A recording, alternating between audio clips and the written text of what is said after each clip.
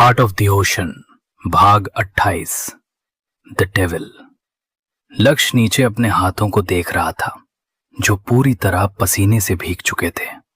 श्लोक का ऐसा भयानक रूप देखकर उसने अपने दोनों हाथ कसकर भींच लिए थे।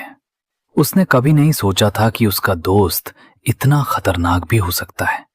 उसने कई लोगों से श्लोक की क्रूरता के बारे में सुना था, पर आज उसने अपनी आंखों से सब देख भी लिया। उसने अपने बगल में खड़े बॉडीगार्ड से पूछा, यार ये ब्लैक चैम्बर क्या है? वो बॉडीगार्ड जो एसिड की बोतल बंद कर रहा था बोला, सब ब्लैक चैम्बर हमारे यहाँ का कन्फेशन, जुर्म कबूल करवाने की जगह और टॉर्चर रूम है। जो भी श्लोक सर को नाराज करता है या उनके साथ गद्दारी करता है उसे वहां ले जाया जाता है। इससे ज्यादा आपको नहीं जानना चाहिए। यह कहकर बॉडीगार्ड वहां से चला गया। लक्ष्य अंदाजा लगा सकता था कि इसके आगे क्या होगा। तभी उसका फोन बजा। उसने एक बार सीढ़ियों की तरफ देखा और फिर एक लंबी सांस लेते हुए फोन उठा लिया। दूसरी तरफ से वसुंधरा जी की आवाज आई, लक्ष्य, क्या आपने श्लोक से बात की? उन्होंने आपको कुछ बताया कि वे एक हफ्ते से ऐसा व्यवहार क्यों कर रहे हैं? आपको पता है उन्होंने तो बड़ी अम्मा से भी बात नहीं की। लक्ष्य ने उन्हें दिलासा देते हुए कहा, चिंता मत कीजिए, वो अब ठीक है, पर मेरा मानना है कि आपको उसे कुछ दिनों के लिए अकेला छोड़ देना चाहिए। वो इतने समय तक बाहर रहा है, इसलिए उसे यहाँ के माहौल में ढलने में समय लग रहा है। आप उसे उसके विला में ही रहने दीजिए।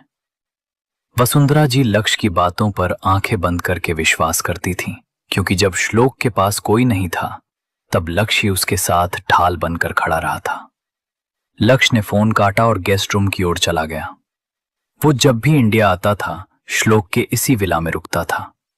उसने शावर लेकर कपड़े बदले, लिविंग रूम के सोफे पर बैठकर कॉफी पी और शाम के 6 बजते ही किचन में खाना बनाने चला गया। लक्ष्य का इस दुनिया में अपना कोई नहीं था। वो स्कॉलरशिप पर विदेश गया था, जहां श्लोक ने उसकी आर्थिक मदद की और उसे यहां तक पहुंचाया। आज लक्ष्य एक नामी डॉक्टर था, तो सिर्फ श्लोक की वजह से।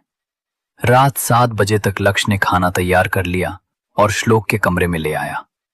उसने देखा कि आकांक्षा बेहोश बिस्तर पर लेटी है और श्लोक एक तरफ उसका हाथ पकड़कर बैठा है।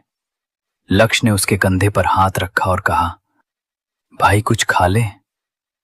श्लोक ने आकांक्षा से नजरें हटाए बिना कहा, मुझे भूख नहीं है। तभी श्लोक को महसूस हुआ कि आकांक्षा का हाथ हिल रहा है। वो धीरे धीरे अपनी आंखें खोल रही थीं।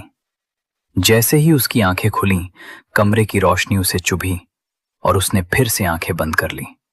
उसे एहसास हुआ कि वो ठंडे फर्श पर नहीं बल्कि एक नरम गद्दे पर है। उसने अपना सिर घुमाया तो देखा कि श्लोक ने उसके नन्हे से हाथ को अपने बड़े हाथ में ढंक कर रखा है।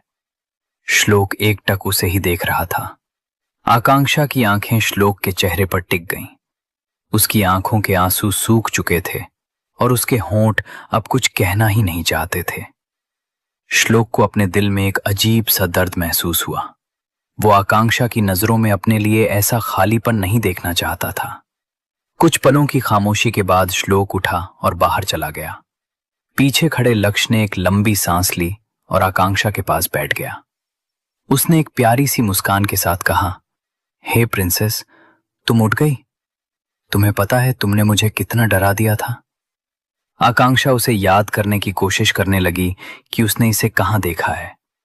तभी उसे याद आया कि वो इससे जर्मनी में मिली थी। लक्ष्य ने सूप का बाउल आगे बढ़ाते हुए कहा, अच्छा, बातें बाद में करेंगे, पहले ये सूप पी लो। आकांक्षा ने सूप को देखा और ना में सिर हिला दिया।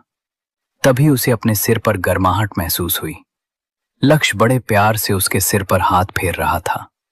उसने धीमे से कहा, छोटी बहनें अपने बड़े भाइयों की बात मानती हैं ना? जल्दी से पी लो, वरना तुम्हारा ये बड़ा भाई तुम्हें सजा देगा। बरसों बाद आकांक्षा को ऐसा निस्वार्थ प्यार मिला था। उसका दिल पिघलने लगा।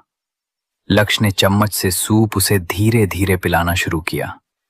आकांक्षा लक्ष्य के चेहरे को देखती रही और उसे पता ही नहीं चला कि सूप कब खत्म हो गया।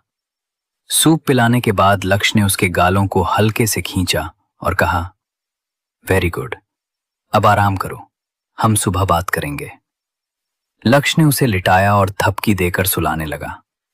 उस समय वो सच में एक बड़े भाई जैसा लग रहा था। आकांक्षा को कब नींद आ गई उसे पता भी नहीं चला।